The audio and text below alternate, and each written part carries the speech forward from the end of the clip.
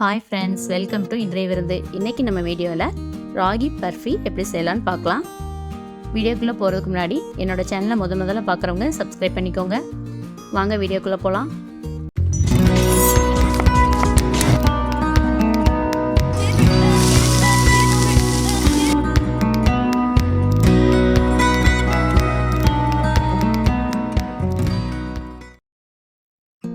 முதல்ல ஒரு வானல் எடுத்துக்கலாம். அதில் 1 கப் அளவு ராகி மாவு எடுத்திருக்கேன். நீங்கள் எந்த பாத்திரத்தில் அளந்து எடுக்கிறீங்களோ அதே அளவு வச்சுக்கோங்க. 1 கப் ராகி மாவுனா 1/4 கப் வெள்ளை ரவை. எல்லாத்தையும் எடுத்துட்டு நம்ம வறுக்கலாம். ஒரு 2 டீஸ்பூன் நெய் ஆட் பண்ணுறேன். அதுக்கப்புறமா அடுப்பை ஆன் பண்ணிவிட்டு வறுத்துடலாம்.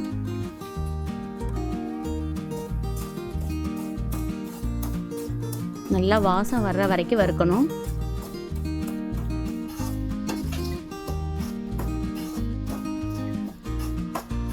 நல்லா வறுக்கும் போதே நல்ல ஸ்மெல் வரும். அதுக்கப்புறமா நம்ம அடுப்பை ஆஃப் பண்ணிக்கலாம். பாருங்க, வறுபட்டுருச்சு. ஆஃப் பண்ணிட்டேன். இப்போ மண்டவல்ல பாகு வைக்க போகிறோம். நம்ம மாவையும் ரவையும் சேர்ந்து எந்த அளவு எடுத்தோமோ அதே அளவு எடுத்துக்கணும். 1 கப் ராகி மாவு, 1/4 கப் ரவை. அதனால நான் 1/4 கப்பு மண்டவல்லம் எடுத்திருக்கேன். அது மூங்குற அளவு தண்ணியை ஆட் பண்ணிவிட்டு பாகு வச்சு எடுத்துகிட்டு வந்துடலாம். பாகு வச்சு எடுக்கலாம். ஆனால் பாகு பதம் தேவையில்லைங்க. அதில் உள்ள மண் எடுக்கிறதுக்காக தான் நான் கரைக்கிறேன். இப்போ அடுப்பில் ஒரு பேன் வச்சுருக்கேன். அதில் மாவையும் ரவையும் கொட்டிக்கலாம்.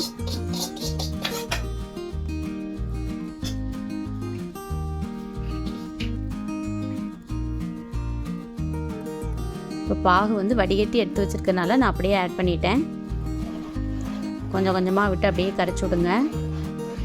கட்டி இல்லாமல் ஒன்று போல் வரணும். மொத்தமாக ஊற்றாமல் அப்படியே கொஞ்சம் கொஞ்சமாக கரைச்சி விடுங்க.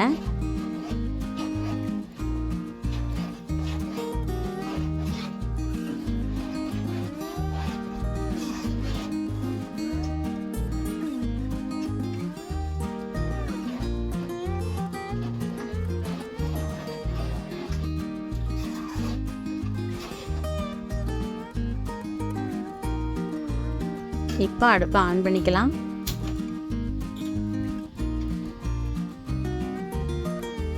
நல்லா கெட்டியாகிற வரைக்கும் கட்டி இல்லாமல் ஒன்று போல் அப்படியே கரைஞ்சி வரணும். பாருங்க, ஒன்று போல் வந்துருச்சு.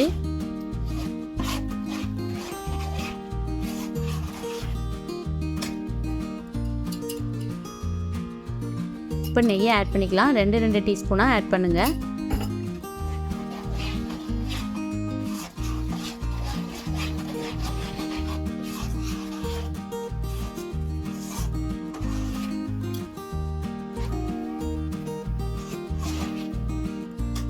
கொஞ்சம் கெட்டியானோடனே மறுபடியும் ஒரு 2 டீஸ்பூன் ஆட் பண்ணிக்கலாம். மொத்தம் ஒரு 6 டீஸ்பூன் தேவைப்படும். அந்த மாதிரி ஆட் பண்ணிக்கோங்க.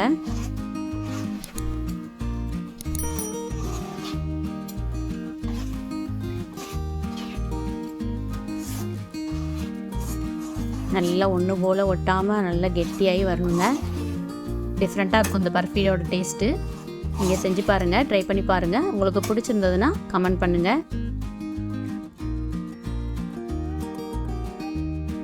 பாருங்க, நான் ஒரு தட்டில் நெய் தடவி வச்சுருக்கேன்.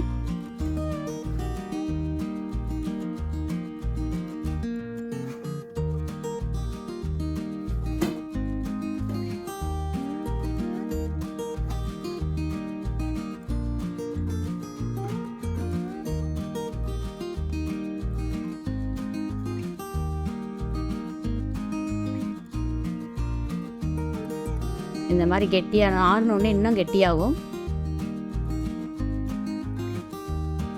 அதுக்கப்புறமா நம்ம பீஸ் போட்டுக்கலாம்.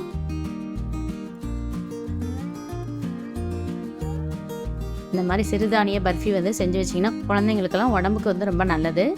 இந்த மாதிரி செஞ்சு கொடுங்க.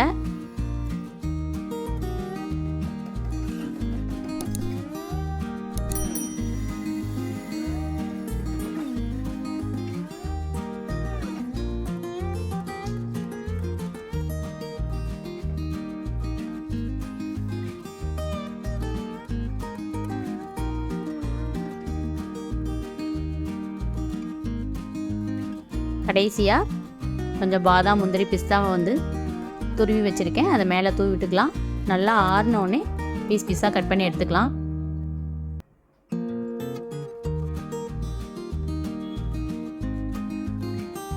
வீட்டில் ட்ரை பண்ணி பாருங்கள். இந்த ரெசிபி உங்களுக்கு பிடிச்சிருந்ததுன்னா லைக் பண்ணுங்கள், ஷேர் பண்ணுங்கள், கமெண்ட் பண்ணுங்கள். மறக்காமல் சப்ஸ்கிரைப் பண்ணுங்கள். பக்கத்தில் இருக்க பெல் ஐக்கானையும் கிளிக் பண்ணுங்கள். அப்போ தான் நான் போடுற வீடியோ உங்களுக்கு தெரிய வரும். தேங்க்யூ.